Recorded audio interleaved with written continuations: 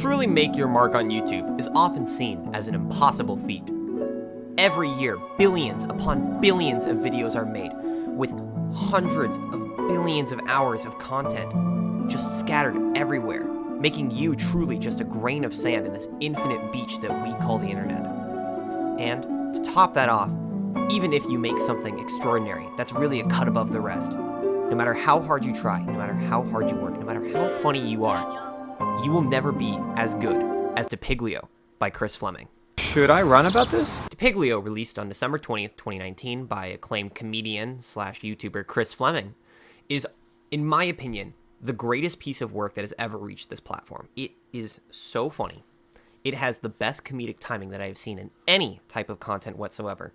And I would like to share that with you. So today we are going to be doing a scene-by-scene analysis of DePiglio, where I'm going to be playing a scene in real time, and then I'm going to give a bit of analysis afterwards and my personal thoughts about the inner workings that such comedic genius had to go through. And I just want to specify off the bat, this is not a bit. I genuinely believe everything that I'm going to say in this. Chris Fleming, if you are potentially listening to this, I highly respect you as a comedian because you have created perfection. You have done what no mortal should be capable of and have gotten into the realms of godhood when it comes to comedy. And I really respect you for that. So without further ado, let's begin.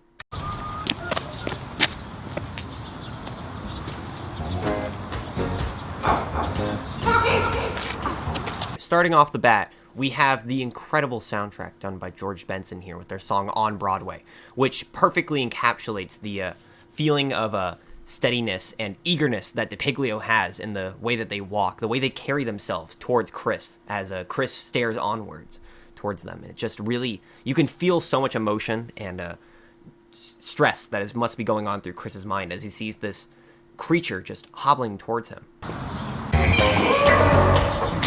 What is that? That's DePiglio. What's DePiglio? He's like, kind of like a dog or something. So, we now are introduced to who I'm assuming is Jose Garcia.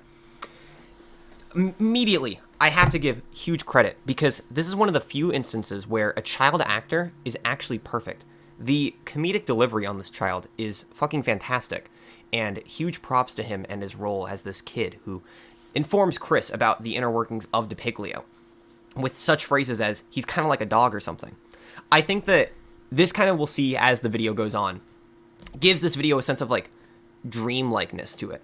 It has such a weird otherworldly feeling to it when it comes to the dialogue and stuff, such as the line, he's kind of like a dog or something. It's just really, it's hard to wrap your head around how like one man, or I don't know if he has like a ghostwriter or something, because I don't really know much about the research or the lore that goes on behind this video, but it's just so clever and creative and stuff. And once again, we get more of a close-up shot of DePiglio, and easily one of the funniest looking character designs. I feel like it's so perfect because when you look at that thing, the first thing that would come to mind is he's kind of like a dog or something. I don't know. He just kind of looks like that. And it's weird. And the stress that Chris feels in his voice, you can really like give off the fact that he's just confused. Because again, if you saw DePiglio running towards you on the street, you'd be stressed out too. Because it's not like he's going super fast, but it's a sense of urgency that really stresses. Is he running at me? Once again, we're presented with the query, is he running at me? It appears so, because DePiglio right here is just screeching, going crazy at him. And it's just giving a sense of stress and a sense of uneasiness to this video. And this child has the best response possible, which when asked, is he running at me? He just points. Well, not even points. That's not even a fair description of it. He just kind of pushes his hand forward. Such a strange feeling, as if not even to say like, oh, that's him over there. He's not even like, it's not answering the question, which just gives such a like funny level of comedicness to it, because it doesn't answer the question. He's just like being like, oh, that's him, you know. Let's continue. Looks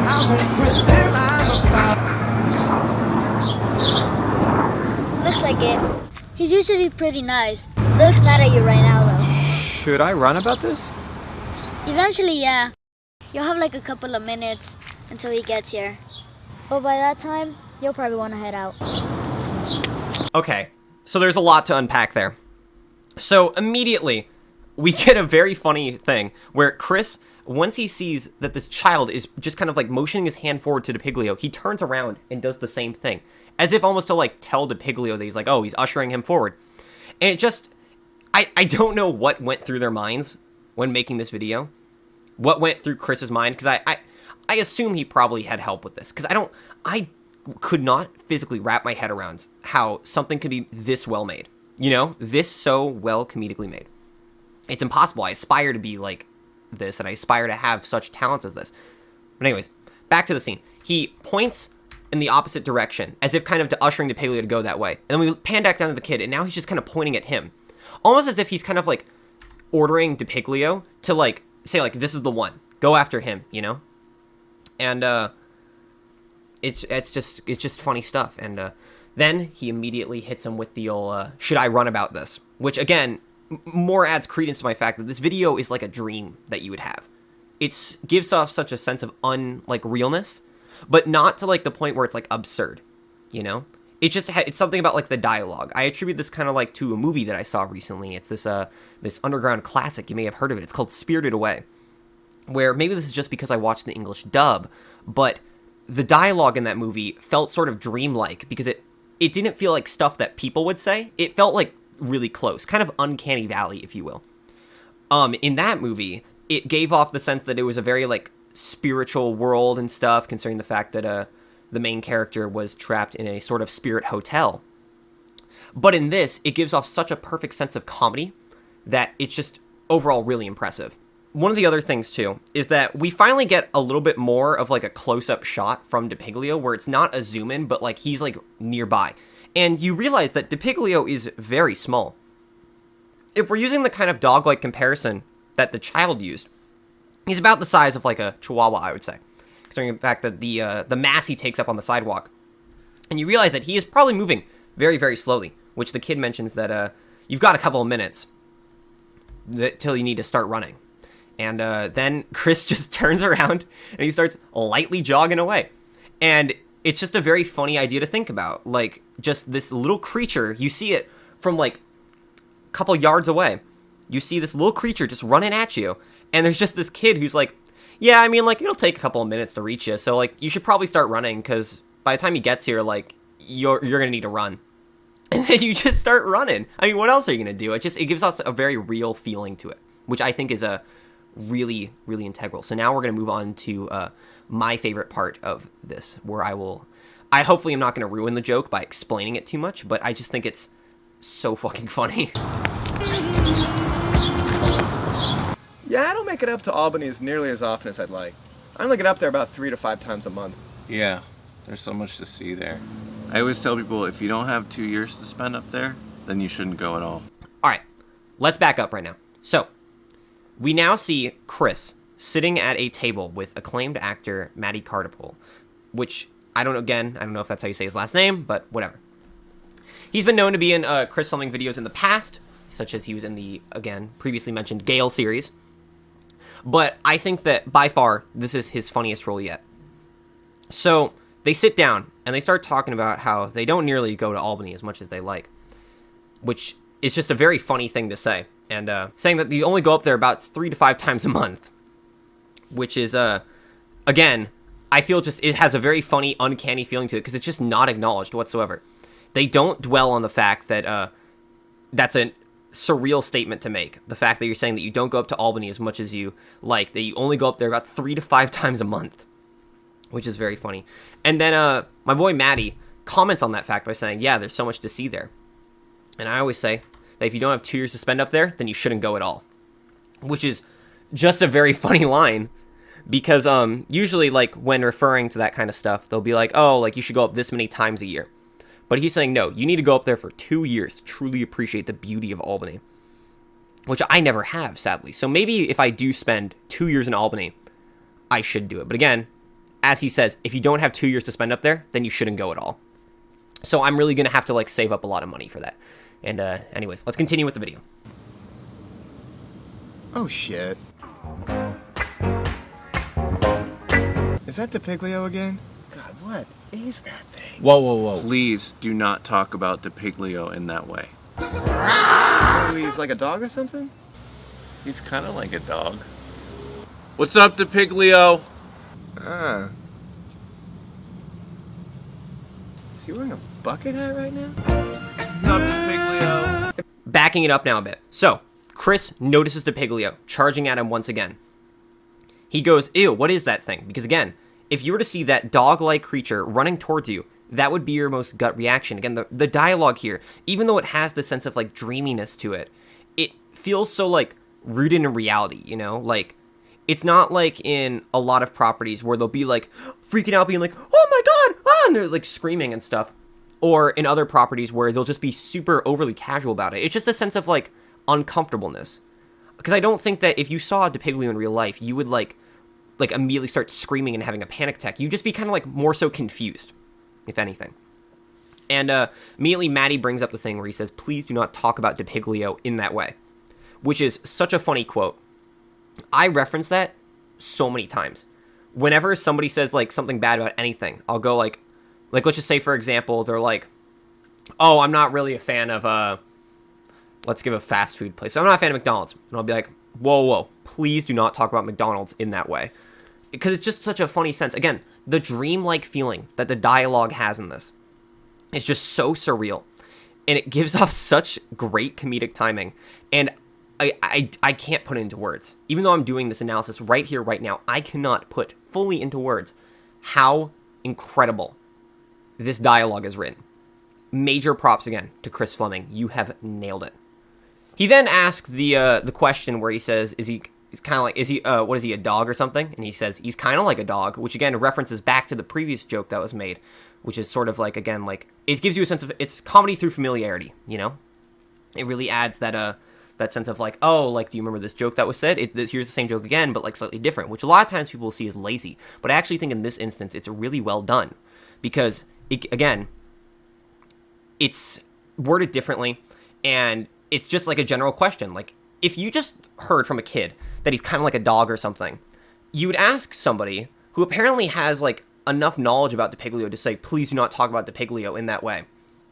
You'd ask him, is he like a dog or something? And then he just says, he's kind of like a dog, which again, like, gives like a sense of origins to him. And I really think it adds a lot of depth in this 2-minute and 17-second long video. And then he goes, what's up, DePiglio?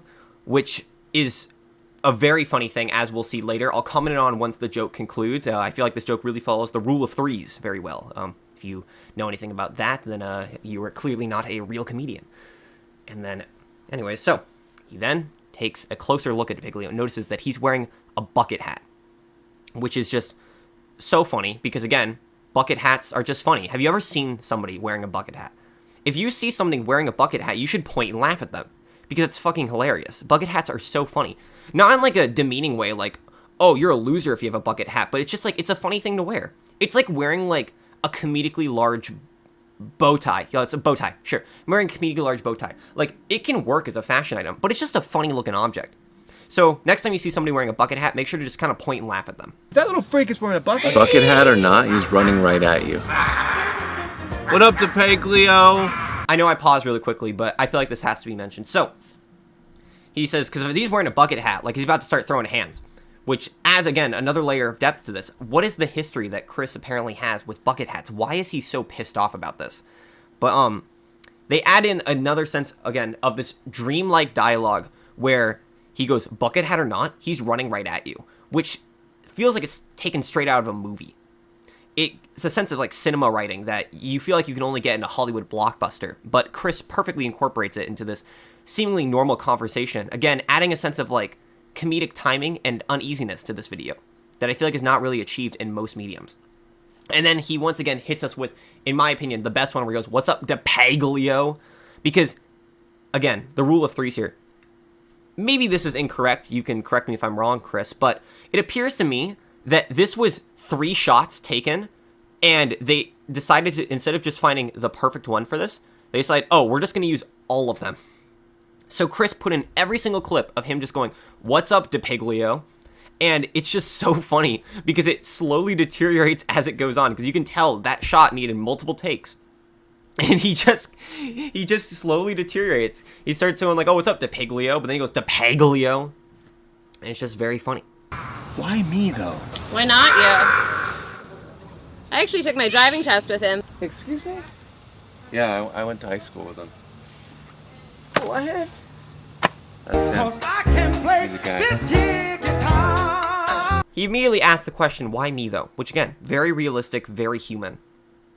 A woman, played by Rachel Crow, shows up in the bushes and says, "Why not you, though?" And reveals herself by kind of cranking up those glasses. I don't know what those glasses are called, actually. Let me take a quick break real quick and look up what those glasses are. Transition lenses. Transition lenses.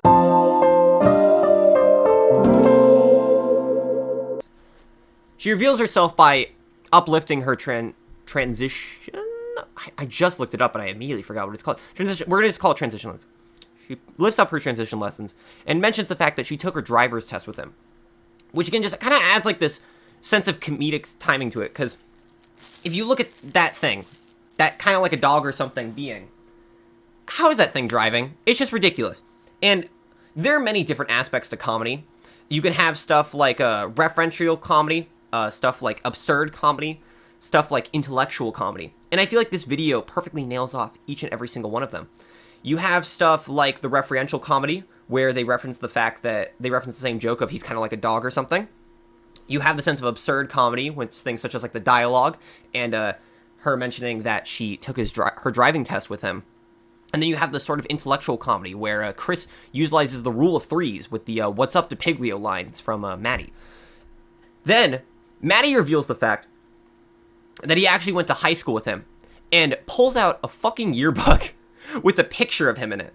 And the score of On Broadway just starts booming more and more as we see this picture of DePiglio in the yearbook, which again adds to the absurd comedy, perfectly utilizing the many different structures of comedy. And again, this is just so fucking incredible. I have no idea how anybody was able to think of something so creative like this. It's so well done, and I'm having to hold back the urge to just break out laughing when watching this, because every time I watch this, I start giggling a shit ton. Well, let's continue into the end of this video. That's just him as he is now, in a yearbook. Did you do something to piss him off? He's usually super chill and shit. But not right now. Right now he's running at you like a badass. So I should probably start running? Yeah, I would.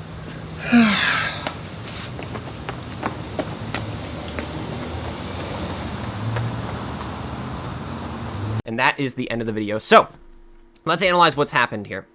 So, immediately they present the question of, like, what did you do to him? Which is what we're wondering, too, because, like, DePiglio, he looks super chill and shit. He's, like, wearing a bucket hat. He's super cool. Why would he be so mad?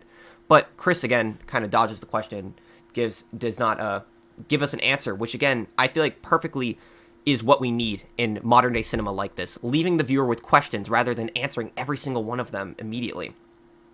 And even now, Chris is starting to peel back the lens of reality here by mentioning straight up to Maddie's face that that's just how he is now in a yearbook, which just kind of like acknowledges the fact that this is absurd, and Chris knows it, and he's starting to like question the reality around him. And apparently, according to, I'm sorry, I forgot her name, Rachel, according to Rachel here, he's usually like super chill and shit, which again, as I previously stated, with the fact that he's wearing a bucket hat, that vibe should be given off. But he's just apparently freaking out right now. We get a zoom in on his face with, again, On Broadway blaring in the background where he's like roaring and stuff because Chris must have pissed him off greatly. And again, major props to Chris utilizing the show don't tell method, where instead of just telling us outright what the answer is, he leaves it up to interpretation from the audience. And again, Rachel here mentions a line that I feel kind of draws back to Maddie, where he says, bucket hat or not, he's running right at you. Where Rachel says, right now he's running at you like a badass, which again, just feels like the type of dialogue you'd get in a Hollywood blockbuster. And I really admire that sense of dedication to the craft here, of utilizing every single aspect of creative writing in this property. So, again, Chris mentions the thing of, should I start running? And they say, yeah, you should probably start running. And then he runs off. And then as the credits play, he just is sitting there Maddie is sitting there, Rachel is still standing by the tree, and they just kind of waved to him. Because again, DePiglio is like super chill and shit.